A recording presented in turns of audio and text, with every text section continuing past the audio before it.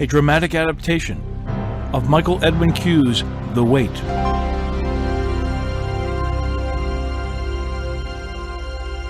Catherine died well.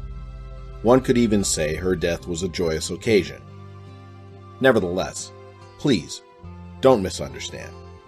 This is not to imply anyone was happy to hear of her death, or there were no tears shed at hearing of her passing. Every person whose life she touched loved her. She would be sorely missed. Yet still, her passing they celebrated. It was because Catherine lived many years. No one feels comfort when a young person passes on, least of all a child. But when someone has made it well up in years, such as Catherine, there can be feelings of acceptance, inevitability, and even relief. The notion of dying in her own bed pleased Catherine, the same bed her husband died in many years earlier. As well, she had her closest friends and family gathered around her. Most important, seated at her bedside, smiling through the tears, holding her mother's hand, was her beloved daughter Tricia. The most noteworthy account of Catherine's passing is to say she died knowing the Lord. 20 years earlier, she accepted Jesus Christ as her Savior, due in part to the persistent, gentle nudging of friends and family led by her daughter who had known the Lord since her teens. Being right with the Lord and knowing her true and final destination, these allowed Catherine to find peace in letting go. At the moment of her death, Catherine found the transition from body to spirit an easy one. As easy as slipping off a pair of tight, hot shoes after a long, hard day and sliding your feet into a pair of soft, cool, wool-lined slippers. Catherine suddenly realized she was floating along the ceiling and looking down at the proceedings. She saw an old woman, lying motionless on the bed below. A young woman was shaking her. "Oh, don't wake her. The poor old woman looks so tired. Let her rest." Then the realization came to her. She was the old woman. Or rather, the woman she used to be. Plus, strange as that prospect may sound, Catherine didn't feel the slightest confusion or fear. In an instant, everyone and everything faded away, and she found herself engulfed in light. She followed its source till she found herself at the bottom of a grand, white, marble staircase. She started her way up and became aware of her movements. They were swift and easy. This was not the old woman's body she left behind. She could not guess at what her age was, not by the way she felt. There was no more stiffness or pain. As she approached the top, there was more light, but this shone golden and warm. She saw standing at the top step the figure of a man dressed in a long, white, flowing robe. With each step forward, his features became visible. He was a young man, tall, with dark wavy hair and extraordinary good looks. Welcome, Catherine. We're so happy that you made it. All of heaven rejoices at your arrival. Reaching out both of his hands and taking hold of hers, he helped her up the few remaining steps. She felt the power in his arms. Standing next to him, she could not take her eyes off his face, admiring his strikingly good looks. "Are you Jesus?" His smile widened, exposing a full mouth of perfect, straight, white teeth.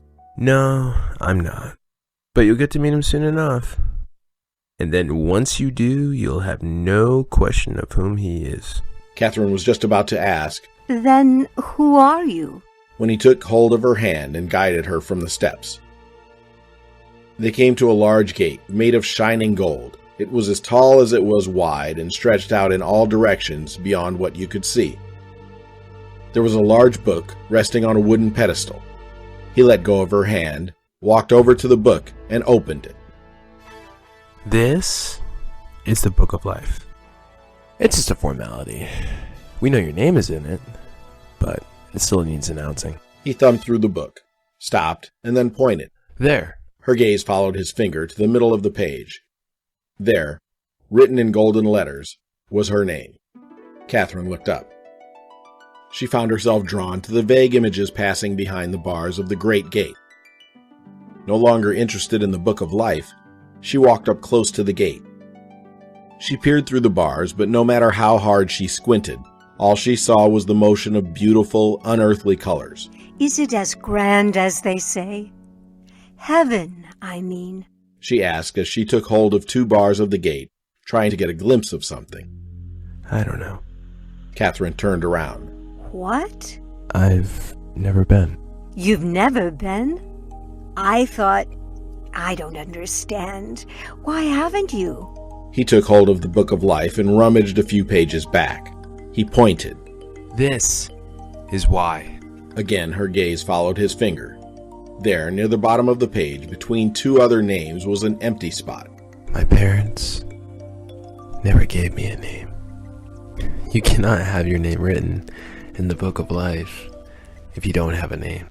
Then you'll never be able to... Oh yeah, someday.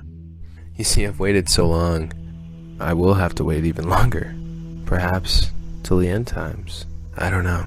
A strange feeling came over Catherine as an even stranger notion came into her mind.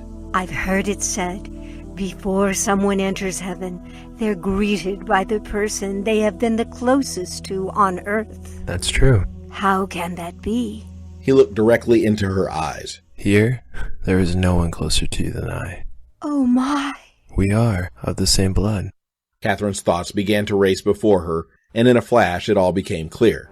When I was young, foolish, unsaved, and living my life without the word, I had an abortion. There were no words left to say. He said nothing, yet she knew it to be true. I'm so sorry. She reached up and took his face in her hands. I've always liked the name David. From now on, all will call you David. She turned to look at the Book of Life. There, where an empty slot had been, was the name. David. Tears began to flow from her eyes and from David's. I thought there was no crying in heaven. We're not there yet. Just a few more steps. Look! Suddenly, the gate opened wide. It's even grander than I imagined. The 2 souls took hold of each other's hand and walked into heaven. Mom!